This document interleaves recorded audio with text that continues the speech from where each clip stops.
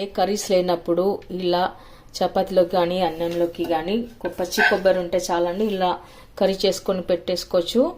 చాలా అద్భుతమైన రుచి, చాలా టేస్ట్గా బాగుంటుంది.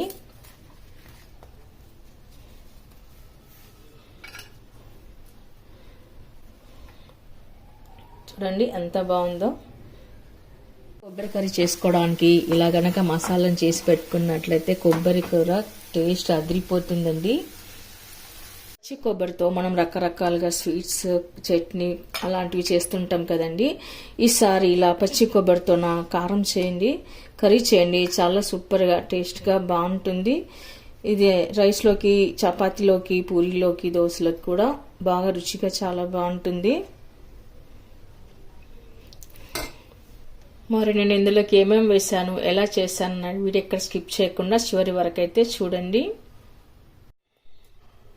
హలో అండి, welcome to minds Monpa kitchen. ఇవాళ మనం పచ్చి కొబ్బరితో కర్రీ చేసుకుందాము. ముందు ఇక్కడ నేను పచ్చి కొబ్బరి అయితే ఒకటి తీసుకున్నానండి.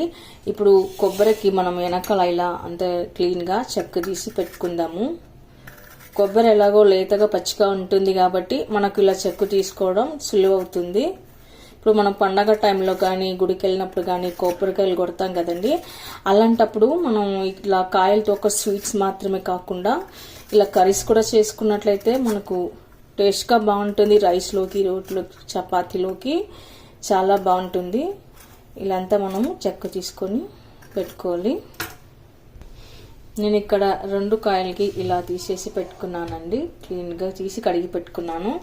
తర్వాత మనము వీటిని చిన్న చిన్నగా కట్ చేసుకొని పెట్టుకోవాలి.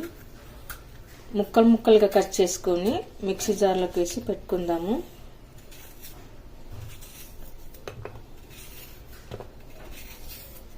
ఈ కర్రీ చాలా టేస్ట్గా బాగుంటుంది.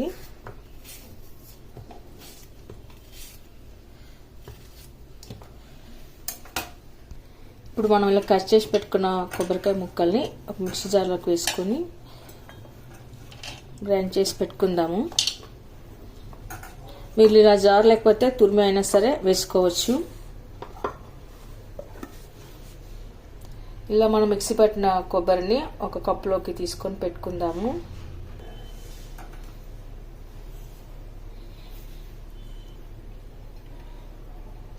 మరీ మెత్తగా కాకుండా కాస్త బరకగానే మనం మిక్సీ పట్టి పెట్టుకోవాలండి. ఆ తర్వాతని పక్కన పెట్టేసుకుందాము.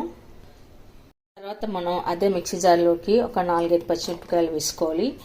తర్వాత 4-5 వెల్లుల్లి రెబ్బలు, కొత్తిమీర, జీలకర్ర, కట్ చేసి పెట్టుకున్న టమాటా, ఉప్పు కొద్దిగా. ఇప్పుడు మనం మూత పెట్టేసుకొని ఒక రౌండ్ ఇస్తే సరిపోతుంది. ఇలా మనం ఒక రౌండ్ మిక్సీ పట్టి పెట్టుకున్న తర్వాత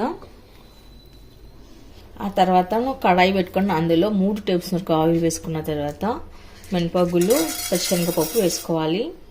ఇప్పుడు ఇవి మనం కాస్త కలర్ మారే వరకు వేయించుకోవాలి. ఆ తర్వాత ఆవాలు, జీలకర్ర. ఇప్పుడు మనం కట్ చేసి పెట్టుకున్న ఆనియన్ ముక్కలు వేసుకోవాలి. కరివేపాకు, కొద్దిగా పసుపు వేసుకోవాలి. ఇప్పుడు మనం ఆనియన్, ఉల్లిపాయ ముక్కలు కాస్త ఎర్రబడే వరకు కలుపుకొని పెట్టుకోవాలి.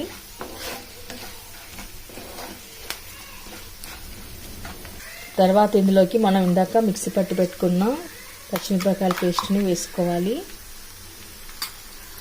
ఇప్పుడు మిర్చిలోని పచ్చివాసన పోయే వరకు కలుపుకొని పెట్టుకోవాలి. మిర్చి, టమాటా వేసాం కదా, అందులోని పచ్చివాసన పోయే వరకు మనం కలుపుకొని పెట్టుకోవాలి. మనం ఇక్కడ పచ్చిమిర్చి పేస్ట్ వేసాం కదా, అది ఆయిల్లో బాగా ఉడకాలన్నమాట. ఉడికినప్పుడే మనకు మంచి టేస్ట్ అనేది బాగా వస్తుంది. ఇప్పుడు మనం ఇందులోకి రుచికి తగ్గట్టుగా ఉప్పు వేసుకోవాలి. అలాగే కొద్దిగా ధనియా పౌడర్. ఇలా వేసి కలుపుకొని పెట్టుకున్న తర్వాత మనకు మిర్చి పేస్ట్, టమాటా పేస్ట్ వేసాం కదా, బాగా ఆయిల్లో ఉడికిన తర్వాత వాటి నుంచి మనకు ఇక్కడ ఆయిల్ అనేది సపరేట్ అవుతుంది. అలా సపరేట్ అయిన తర్వాత మనం మిక్సీ పట్టి పెట్టుకున్న పచ్చి కొబ్బరిని వేసుకోవాలి. బాగా ఉడికి ఆయిల్ సపరేట్ అయిన తర్వాత మనము పచ్చి కొబ్బరిని వేసుకోవాలి.